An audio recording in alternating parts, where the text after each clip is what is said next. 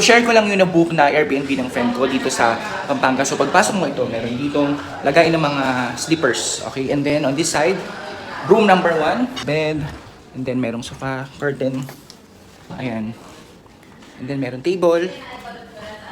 Okay, that's room number 1. Then room number 2, ayan ang ganda ng bed. Then meron ditong CR. I think CR to.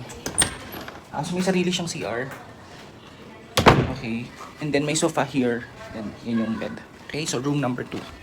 The upstairs. So dito yung second floor siya. May second floor. And then dito. Ganda ng view. Ayan, kita ba? Ayan. So sa kapitbahay yan. May room din dito.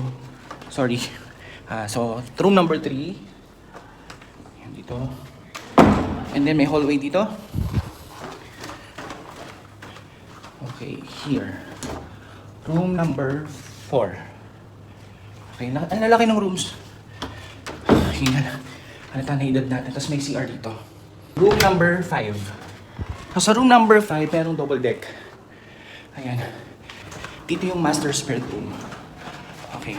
So, pagpasok mo, may malaking mirror dito. Then may sofa here. Tapos kita mo yung view. Para may walk-in closet. Ano ba to? Okay. CR.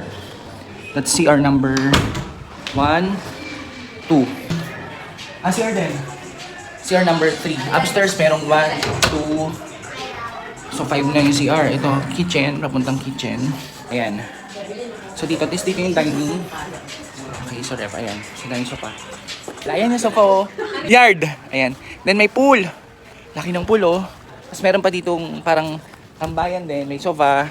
And then, yan, ito yung view. So, sobrang ganda.